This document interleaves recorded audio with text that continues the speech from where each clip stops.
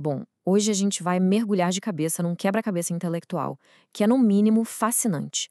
Vamos pegar um ícone da cultura pop, sabe, um verdadeiro herói para gerações inteiras, e colocar ele no banco dos réus de um dos julgamentos morais mais intensos já imaginados.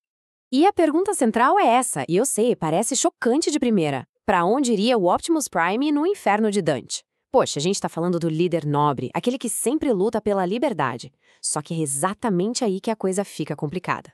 Para responder isso, a gente precisa olhar para além do mito, sabe? E encarar a realidade, às vezes bem brutal, das ações dele.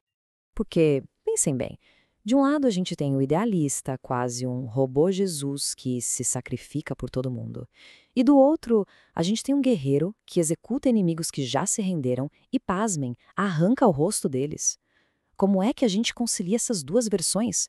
É exatamente isso que a gente vai investigar agora. Então, vamos lá. Certo, para começar essa análise, a gente precisa primeiro estabelecer as regras do jogo. Não dá para usar as regras normais aqui. A gente está falando de um tribunal hipotético, quase celestial, julgando uma máquina. Então, as premissas têm que ser bem específicas. E as regras são essas aqui. Primeira, o juiz é ninguém menos que Jesus Cristo. Isso já coloca uma lente de moralidade cristã bem rigorosa em tudo. Segunda regra, a gente parte do princípio que a nossa realidade é uma simulação. Já explico por que isso é importante. E a terceira, que talvez seja a mais cruel de todas, não tem chance de absolvição. Nada de paraíso ou purgatório. A única pergunta na mesa é: em qual círculo do inferno ele vai parar? Então, essa ideia da simulação é a chave de tudo, porque é ela que permite que esse julgamento aconteça. Pensa só, se tudo é código, a alma de um ser humano e a centelha de um Transformer são, na prática, a mesma coisa. São fontes de consciência. Isso quer dizer que o Optimus Prime tem livre-arbítrio e, portanto, é 100% responsável pelas suas escolhas. Ou seja, ele pode sim ser julgado. Ok, com as regras definidas, vamos começar pelo começo. O argumento da defesa. É a visão mais otimista, mais favorável ao Optimus Prime. A defesa vai argumentar que o lugar dele é na parte, digamos, mais tranquila do inferno, o limbo, o primeiro círculo. E a lógica da defesa é a seguinte: eles comparam o Prime com figuras como o Sultão Saladino, que o próprio Dante respeitava e colocou no limbo. Eram pessoas de grande nobreza, de honra, mas que, bom, viveram fora da fé cristã. O Optimus, com aquele lema famoso de liberdade é um direito de todos, com a misericórdia que ele mostrava no início e até com aquele jeito meio estoico de liderar, ele parece se encaixar perfeitamente nesse perfil, né?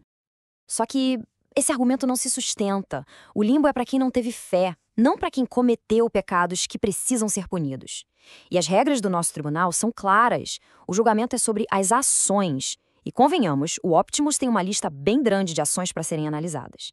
Então, não tem jeito. A defesa do limbo foi por água abaixo. E a gente precisa descer mais fundo. E aí entra a promotoria, com sua primeira grande acusação. E ela já joga o julgamento lá para baixo, para um lugar muito mais sombrio. O oitavo círculo do inferno. O lugar dos fraudulentos, dos maus conselheiros. O lugar de gente como Ulisses. E olha, a acusação é séria. O argumento é que a liderança do Prime, por mais nobres que fossem as palavras, levou o povo e o planeta dele à destruição total. Ele inspirou gerações e mais gerações de Autobots a lutar numa guerra que parecia não ter fim. Nesse sentido, ele teria agido como Ulisses, que com seu carisma levou a própria tripulação para a morte em busca de um ideal. É uma acusação de ter sido um mau conselheiro. Mas, por incrível que pareça, essa acusação também é rejeitada. Por quê? Porque para Dante, esse círculo é para quem teve a intenção de enganar, de ser fraudulento. E a tragédia do Optimus Prime não é malícia, é uma teimosia, uma obstinação que levou à catástrofe. As intenções dele eram puras, por mais que os resultados tenham sido terríveis. O pecado dele não é um pecado da mente, do engano, é algo muito mais visceral, é um pecado de sangue. Isso nos leva, finalmente, à acusação principal, o coração do caso da promotoria, a acusação de violência. E isso nos joga direto no sétimo círculo do inferno. E aqui as provas são simplesmente esmagadoras. Nós vamos matar todos eles. Essa frase, vinda do Optimus Prime, já é um choque por si só. Vindo do líder que sempre pregou a liberdade, isso mostra uma virada sombria. Não é mais a fala de um diplomata, é a fala de um carrasco. E isso é só o começo. E aí a gente entra nos crimes de guerra. Literalmente. Primeiro é a execução do Sentinel Prime. Ele mata o próprio mentor, que já estava derrotado, implorando pela vida, desarmado. E depois, o que é talvez ainda mais chocante, ele mutila e mata o Megatron. Momentos depois do Megatron ter oferecido uma trégua e ter inclusive salvado a vida do próprio Prime. Isso não é justiça. O nome disso é vingança. E chegamos na prova talvez mais brutal de todas. A frase "dê-me seu rosto", dita segundos antes dele literalmente arrancar o rosto de um inimigo que ainda estava vivo. Isso vai muito além da necessidade militar. Isso é sadismo. É uma crueldade que no universo de Dante é punida de forma exemplar. Bom, com todas essas provas na mesa, o tribunal finalmente chega a um veredito. A defesa do Limbo foi derrubada, a acusação de fraude foi descartada, mas a acusação principal, a de violência, foi provada além de qualquer dúvida. O destino de Optimus Prime está selado.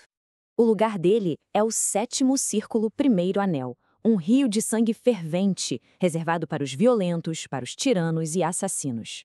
Ele é condenado a passar a eternidade ao lado de figuras como Alexandre o Grande, o herói Optimus Prime, colocado no mesmo patamar dos maiores senhores da guerra da história. Mas aqui vem a parte mais genial e, ao mesmo tempo, terrível do inferno de Dante. A punição nunca é aleatória. Existe uma lei, uma espécie de justiça poética chamada contrapasso. Basicamente, o castigo é um reflexo do pecado. Então a pergunta é, qual seria o contrapasso perfeito para os pecados específicos do Optimus Prime? A ideia do contrapasso é essa. A punição se encaixa no crime, de forma simbólica. Se alguém semeou a discórdia, por exemplo, seu corpo é dividido eternamente. Então, para alguém como Optimus, que pecou pela violência extrema, a punição tem que ser um espelho perfeito dessa mesma violência. E o castigo dele seria algo assim. Primeiro, o rio não seria de sangue humano, mas de energon fervente e corrompido, o sangue da própria espécie dele. Ele ficaria mergulhado até o peito, bem na altura da matriz da liderança, para que o seu símbolo de nobreza se tornasse o foco da sua dor. O tormento mental seria reviver cada morte que ele causou, mas do ponto de vista da vítima, sentindo a dor que ele infringiu. E a ironia final, a mais cruel de todas. O herói do movimento, famoso pelo lema "transformar e rodar", ficaria parado para sempre, imobilizado na sua própria violência. E o veredito final do juiz resume perfeitamente a tragédia toda. Você se tornou o monstro para derrotar o monstro. Sua justiça é vingança e sua paz é desolação. Ou seja, o problema não foi lutar, foi como ele lutou. Ele se tornou tão brutal quanto os inimigos e, com isso, acabou destruindo a própria causa que defendia.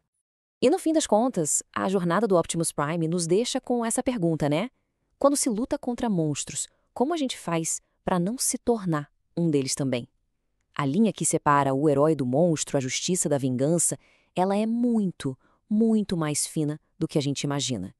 E o julgamento de um robô de ficção acaba nos forçando a encarar um dos maiores dilemas da nossa própria humanidade.